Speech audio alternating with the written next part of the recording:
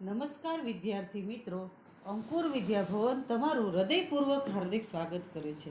તો વિદ્યાર્થી મિત્રો, આજે આપણે હિન્દીમાં કક્ષા આઠની અંદર ઇકાઈ 5 સવાલ બાલમન કે જવાબ ડૉક્ટર કલામ કે સાક્ષાત્કાર.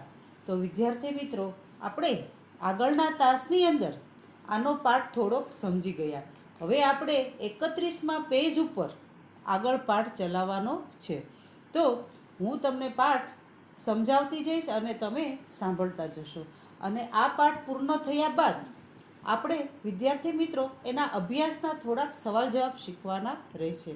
તો પહેલાં આપણે 31મા પેજની અંદર જે પાઠ અધૂરો છે એ આજે આપણે પહેલાં પૂર્ણ કરીએ. તો વિદ્યાર્થી મિત્રો, હું આશા રાખું છું કે જ્યારે હું તમને આ પાઠ ભણાવતી હોઉં ત્યારે તમારું ધ્યાન તમારા પાઠ્યપુસ્તકની અંદર હોવું જોઈએ. તો આપણે આગળ પાઠ ચલાવીએ. પ્રશ્નકર્તા એસ કાર્તિક, कक्षा 12, अमर ज्योति इंग्लिश स्कूल बेंगलुरु. कई छात्रों के बड़े बड़े लक्ष्य होते हैं, पर आर्थिक तथा अन्य समस्याओं के कारण वे उन्हें प्राप्त नहीं कर पाते. अपना लक्ष्य आखिर कैसे प्राप्त करें?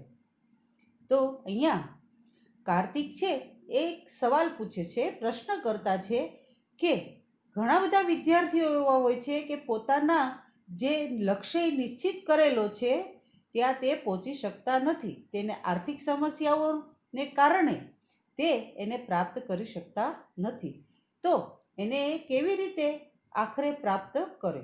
તો ડૉક્ટર કલામ જવાબ આપે છે, स्कूल में पढ़ाई में अच्छा प्रदर्शन करने पर छात्रवृत्ति प्राप्त होगी. स्कूल में अच्छे नंबर पे आप पास होते हो बच्चों, तो अपना जो प्रदर्शन है, अच्छे नंबर पे पास होना, तो छात्रवृत्ति जो हमें शिष्यवृत्ति मिलती है वो हमें प्राप्त होगी. साथ ही उच्च शिक्षा के लिए बैंकों से ऋण लेने हेतु पात्रता भी बनेगी. जो एनी साथे साथे આપણે આગળ શિક્ષા, ઊંચી શિક્ષા જો ભણવી હોય તો બેંક પણ તે વિદ્યાર્થીઓને સહાયતા આપે છે અને એને લોન પણ આપે છે.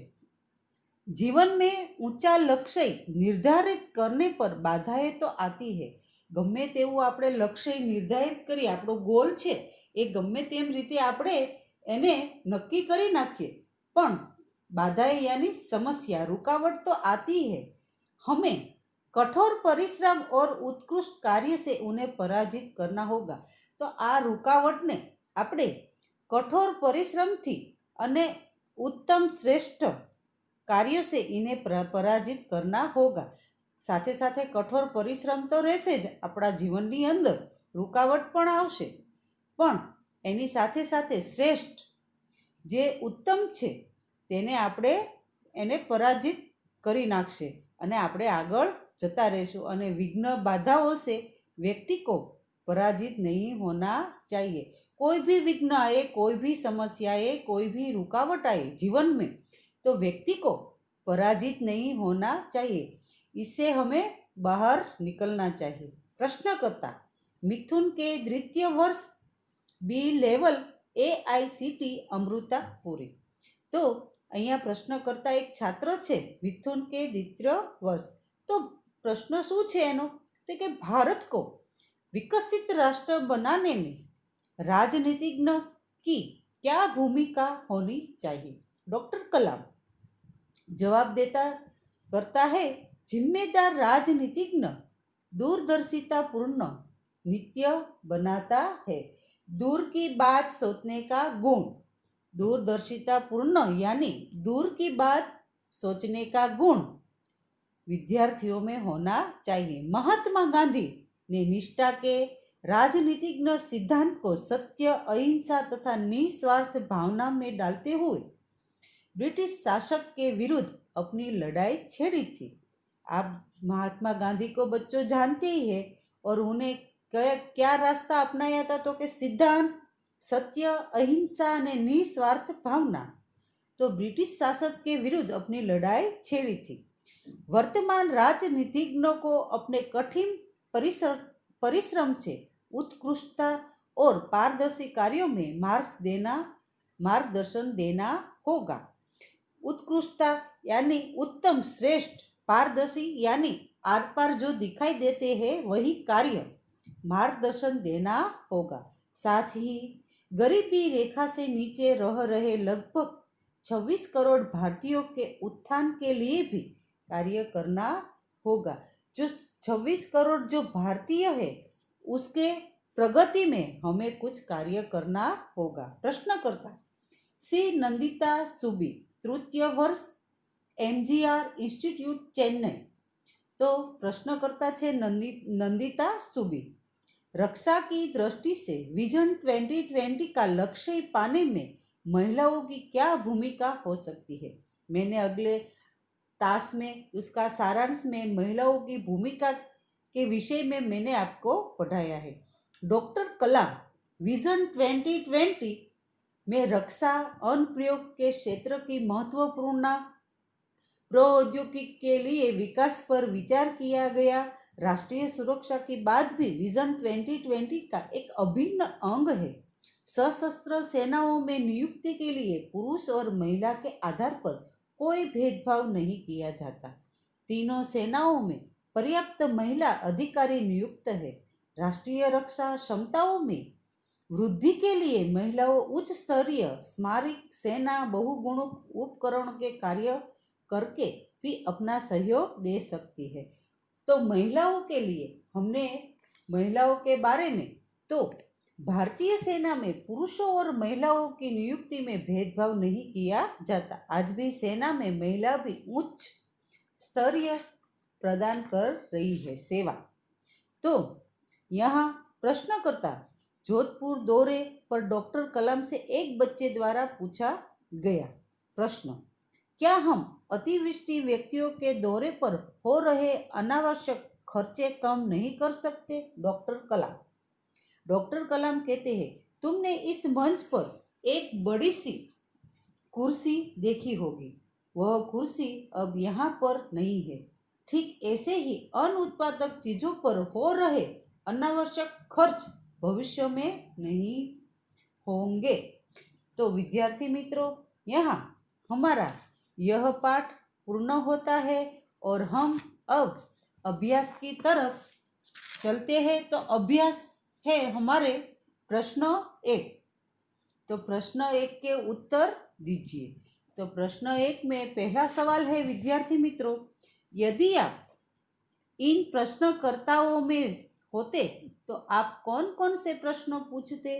तो उत्तर, देश में सब संसाधन सुलभ होने पर भी अभी तक हम विकसित राष्ट्रों की श्रेणी में क्यों नहीं आए हैं?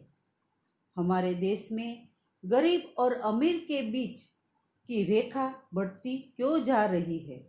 कहीं कहीं बहु माली मकान बन जाते पर अवैध बताया जाता है। जब उसका निर्माण हो रहा था तब क्या वह अवैध नहीं था? विदेशी बैंकों में जमा काला धन भारत लाने में सरकार सक्षम क्यों है? तो असक्षम क्यों है?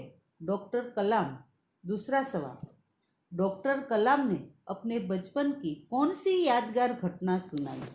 तो कलाम जब 5वीं कक्षा में थे तब एक घटना उन्हें याद है। उनके शिक्षक भी शिव सुब्रमण्यम अय्यर विद्यार्थियों को बता रहे हैं कोई पक्षी कैसे उड़ता है। वे विद्यार्थी को रामेश्वरम के समुद्र तट पर ले गए और वहाँ उन्होंने विद्यार्थियों को उड़ने की क्रिया को जीवंत उदाहरण बताया।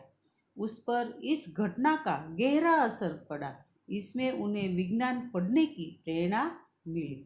तो यहाँ प्रश्न हमारा पहला और दूसरा सवाल पूर्ण होता है। और तीसरा सवाल है वो बच्चों अपने आप जवाब लिखना है। तीसरा सवाल क्या है, मैं बोल जाती हूँ, आपको यादगार घटना बताइए। वो बच्चों, आपकी जो जीवन में कोई भी यादगार घटना हो, अच्छी घटना है जो आपके जीवन में कुछ असर कर गई है, कुछ छात्र की हो, कोई गुरु जी की हो, कोई भी घटना हो, तो आपके जीवन में वो कुछ उसके आदर्श आपको मिल सकते हैं। तो कोई भी घटना हो आप लिख सकते हैं। तो अब हम चौथे सवाल तरफ जाते हैं। अपना लक्ष्य प्राप्त करने के लिए आप क्या क्या करते हैं? तो आज हमारे देश में डॉक्टर और इंजीनियरों की कमी नहीं है, कमी है अच्छे विज्ञानों की, कमी है अच्छे विज्ञानों की। इसीलिए एक महान वैज्ञानिक बनकर देश का नाम रोशन करना यही मेरा जीवन का लक्ष्य है। इसे पाने के लिए मैं अपने पाठ्यक्रम की विज्ञान की पुस्तकें बड़े ध्यान से पढ़ता हूँ। विज्ञान की अन्य पुस्तकें भी स्कूल के पुस्तकालय से लाकर पढ़ता हूँ। मैं वैज्ञानिक के जीवन पर लिखी पुस्तकें भी पढ़ता हूँ। घर पर मैं छोटे छोटे प्रयोग भी करता हूँ।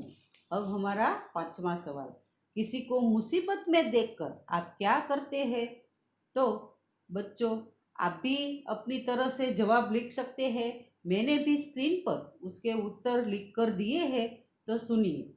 किसी को मुसीबत में देखकर मैं यथाशक्ति उसकी मदद करता हूँ। तन मन धन से मैं उसकी सहायता करने से पीछे नहीं हटता।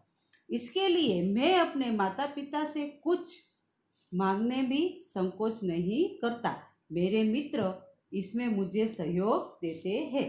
तो यहाँ हमारा चौथा और पांचवा सवाल भी पूर्ण होता है। और जो तीसरा सवाल है बच्चों, जो यादगार घटना का, वो तुम्हें बच्चों होमवर्क में लिखना है। अब हम प्रश्न 3 तरफ चलते हैं। बचपन में हमें किस भाषा को प्रमुखता देनी चाहिए? तो उसका जवाब है मातृभाषा या अंग्रेजी। क्यों? तो बचपन में हमें मातृभाषा का महत्व देना चाहिए। मातृभाषा माँ की भाषा है। माँ की गोद में हमें उसी में सोचना विचारना सीखते हैं।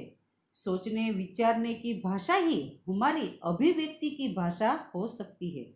इसीलिए बचपन में हमें मातृभाषा को ही महत्व देना चाहिए।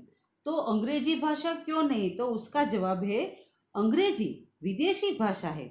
उसे पढ़ने सीखने में बहुत प्रयत्न करना पड़ता है।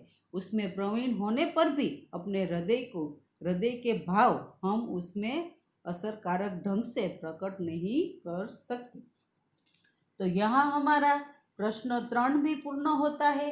और प्रश्न 4 है, विद्यार्थी मित्रों, वो भी आपके होमवर्क में लिखना है। प्रश्न 4, अनुमान लगाओ तुम 2020 में हो तो अपने आसपास क्या देख रहे हो? अपने विचार प्रस्तुत कीजिए। तो विद्यार्थी मित्रों, सवाल नंबर 3 और प्रश्न 4 वो आपको होमवर्क में लिखना है। और जो ये स्क्रीन पर जो मैंने सवाल जवाब दिए हैं वो भी अपनी नोट में बच्चों लिख लेना है। तो मैं आशा रखती हूँ यहाँ हमारा सवाल जवाब आपको समझ में आए होंगे। तो यहाँ हमारा पाठ पूर्ण करती हूँ और अब अगले तास में स्वाध्याय को हम आगे बढ़ाएंगे। Thank you.